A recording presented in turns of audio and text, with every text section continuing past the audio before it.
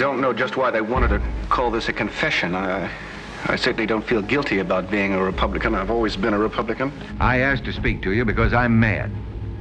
I've known Barry Goldwater for a long time. When I hear people say he's impulsive and such nonsense, I boil over. But when we come to Senator Goldwater... When he says that only the strong can remain free, he knows what he's talking about. Now, it seems to me we're up against a very different kind of a man. This man scares me. Believe me, if it weren't for Barry keeping those boys in Washington on their toes, do you honestly think our national defense would be as strong as it is?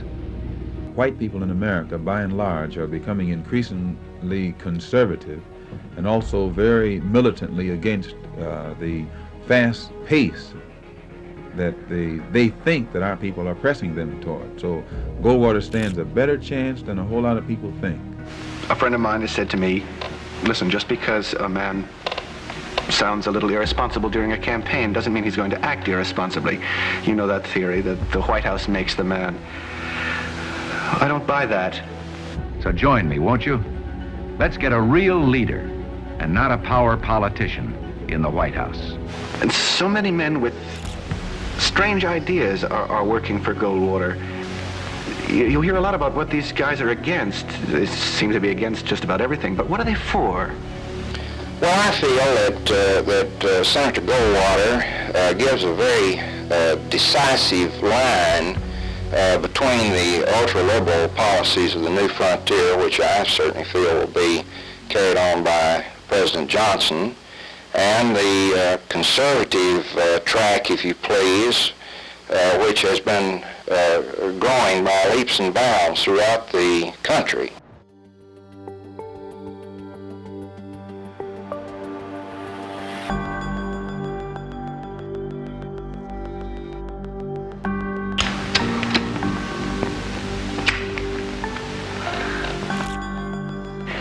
When the head of the Ku Klux Klan, when all these weird groups come out in favor of the candidate of my party, either they're not Republicans or I'm not. The Republican Party made a decision in the 1950s, 1960s.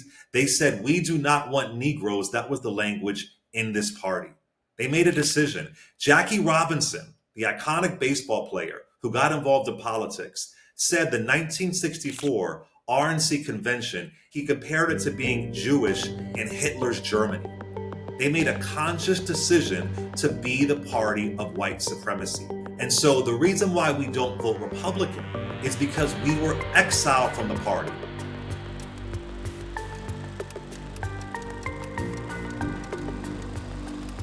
Black Republican Senator Edward Brooke of Massachusetts said the Negro has been evicted from the Republican Party. You start seeing this shift. Yes, there probably will be a great deal of violence in the United States because white people in America think that blacks are pushing them too fast, and they are experiencing what they have begun to call the white backlash. But I think that the white backlash is going to produce a black backlash. George Wallace, who had been the segregationist governor of Alabama, was a rigid segregationist. He didn't mind using nasty language. The last state of the Deep South to resist integration of schools. And the governor of a southern state said, "No Negro shall be admitted to an otherwise white enrollment." In 1968, he ran for president on the independent ticket. And he would have rallies that I have to say foreshadowed the rallies in 2016 of Donald Trump. His rallies brought people who were angry, who were racist, who didn't mind if he said crude and vicious things about young people and demonstrators and African Americans. He was a kind of a bully. Contrast that to 1968, Richard Nixon at the time was seen as a loser. He had lost in 60, he had lost in 62 when he ran for governor in California. Richard Nixon has been trying to be president for a good little minute by then. 12 years before that, he finds himself in the first televised presidential debate getting mollywopped by JFK.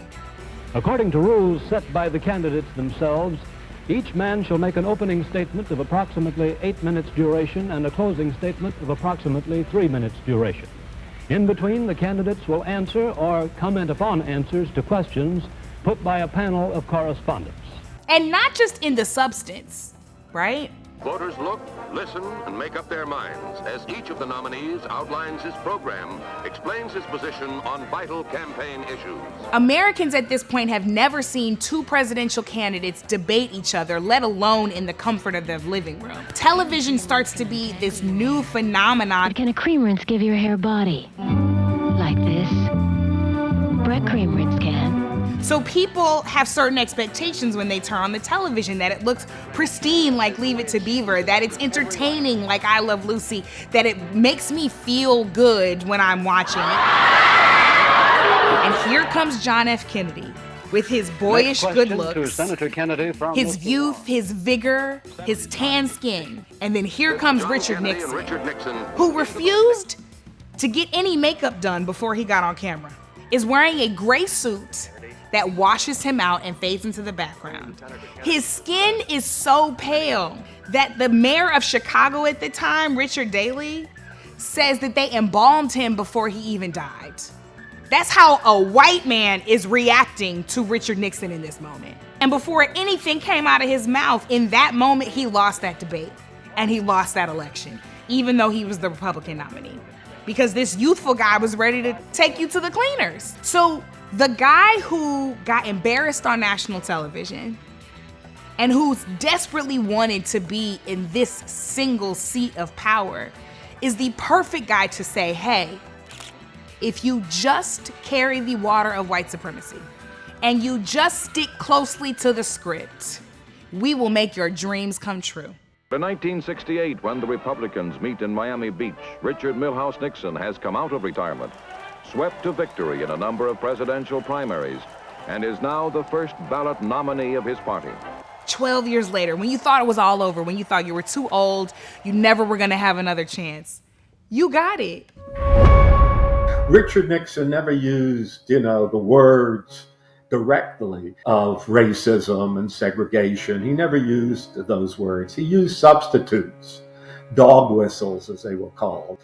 He stood for law and order, he said, which he really meant the law and disorder of both African Americans through the urban rioting and the student and young protesters campaigning against the Vietnam War.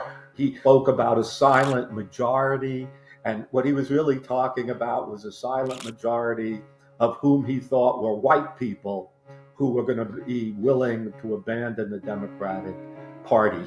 A white man who will stay on script.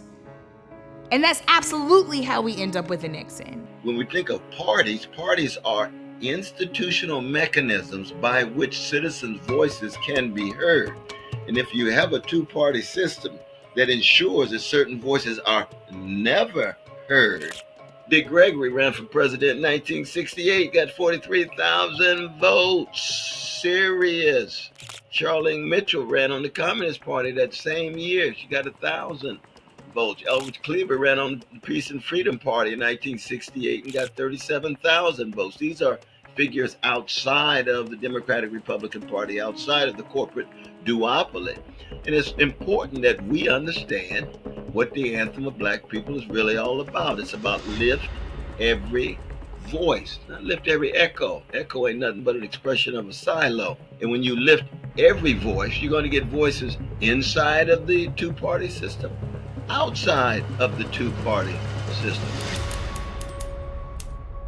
Richard Nixon got a majority of the electoral votes. He got some votes in the South. George Wallace not only got some southern state votes, but he took away votes from Democrats in northern states that had previously gone to the Democratic presidential candidates. He took them away so that Humphrey didn't get those votes and Nixon could get a majority in the electoral college from those states. Between the two, in 1968, they were able to get enough votes to shift away from the Democrat Hubert Humphrey to Richard Nixon. So help me God.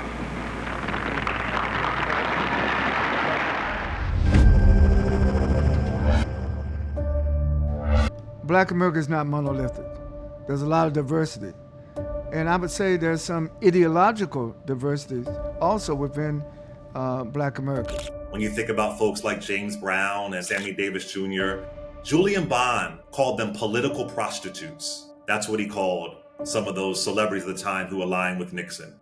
It's rapidly rising, way over 50% black people in prisons. Inside the jails, there are always attempts to try to break the spirit of political prisoners, but we know that you can jail a revolutionary, but you can't jail the revolution.